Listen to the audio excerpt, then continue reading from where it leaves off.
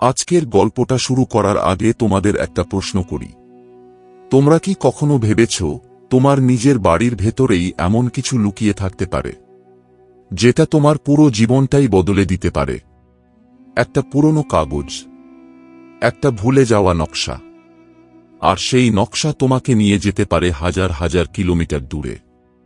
ভয়ঙ্কর জঙ্গল, অজানা বিপদ, আর এক লুকানো গুপ্তধনের দিকে। শুনতে সিনেমার মতো লাগছে, তাই না? কিন্তু আজ আমি তোমাদের এমন একটা গল্প শোনাতে চলেছি যেখানে দুজন সাধারণ গ্রামের ছেলে হঠাৎ করে জড়িয়ে পড়ে এক অসাধারণ রহস্যে।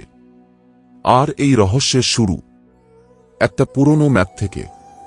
তো চল আর দেরি না করে শুরু করা যাক আজকের গল্প। পশ্চিমবঙ্গের একটা ছোট গ্রাম, চারদিকে সবুজ ধানক্ষেত, কাঁচা রাস্তা আর শান্ত একটা জীবন।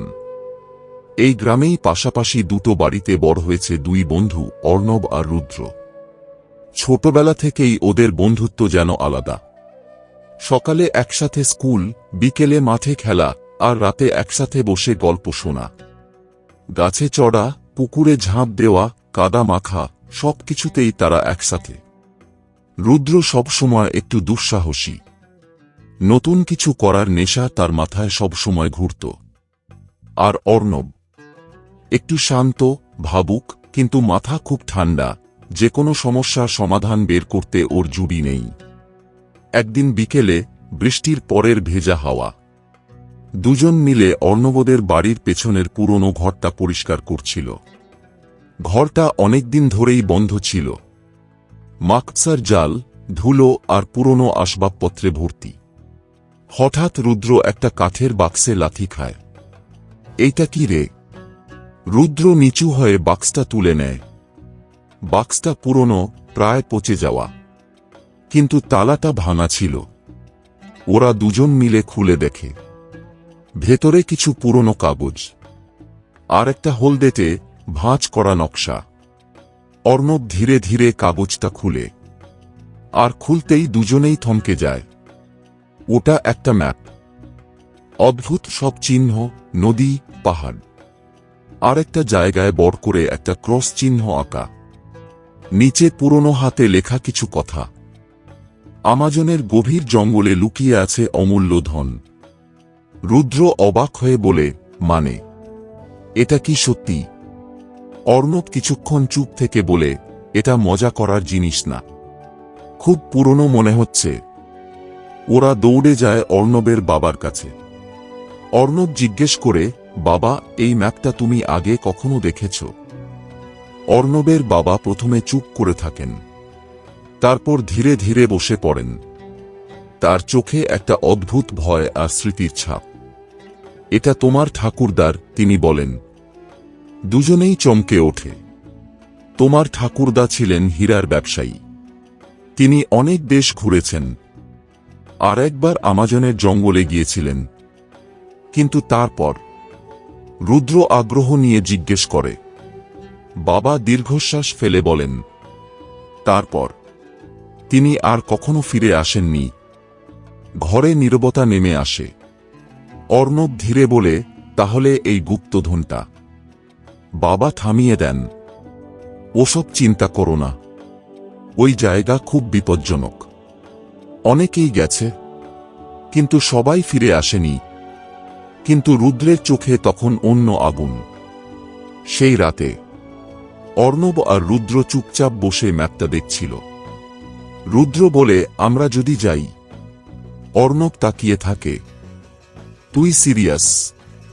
হ্যাঁ, ভাবতো আমরা যদি এটা খুঁজে পাই। অর্ণব একটু দ্বিধায়, কিন্তু তার চোখেও কৌতূহল। কিন্তু আমাজন, এটা খুব সহজ না। রুদ্র হেসে বলে, সহজ হলে তো সবাই যেত। কিছুক্ষণ চুপ থাকার পর অর্ণব ধীরে বলে, ঠিক আছে, আমরা যাব। পরের দিন দুজনেই তাদের মায়ের সাথে কথা বলে। অর্ণবের মা শুনেই রেগে যান। তুই পাগল হয়েছিস? এত দূরে জঙ্গলে যাবি? রুদ্রের মা প্রায় কেঁদে ফেলেন। ওসব গল্পে থাকে, বাস্তবে না। এসব ভুলে যা। কিন্তু তারা থামে না। বারবার বোঝানো, রাগ, কান্না, সবকিছুর পরেও শেষে দুজনেই সিদ্ধান্ত নিয়ে ফেলে, যাই হোক তারা যাবে। রাতের আকাশ, দুজন ছাদে দাঁড়িয়ে, দূরে তারা জ্বলছে। রুদ্র ধীরে বলে, এই যাত্রা আমাদের জীবনটাই বদলে দেবে। অর্ণব ম্যাপটা শক্ত করে ধরে, হ্যাঁ, হয়তো আমরা এমন কিছু খুঁজে পাব যা কেউ কখনো পায়নি। ভয়েস ওভার শেষে সাসপেন্স টোনে। দুই বন্ধু, এক অজানা যাত্রা, আমাজনের গভীর জঙ্গল, আর এক লুকানো গুপ্তধন। কিন্তু তারা কি পারবে সেই জায়গায় পৌঁছাতে? নাকি এই যাত্রাই হয়ে উঠবে তাদের জীবনের সবচেয়ে বড় ভুল? পরের এপিসোডে শুরু হবে তাদের আসল অভিযান, যাত্রা আমাজনের পথে। আর যদি তোমরা জানতে চাও অর্ণব আর রুদ্র কি সত্যিই আমাজনে পৌঁছাতে পারবে, তারা কি খুঁজে পাবে সেই গুপ্তধন, নাকি তাদের জন্য অপেক্ষা করছে আরও বড় বিপদ, তাহলে এখনই চ্যানেলটা সাবস্ক্রাইব করে রাখো আর বেল আইকনটা অন করে দাও, কারণ পরের এপিসোডটা তুমি মিস করতে চাইবে না।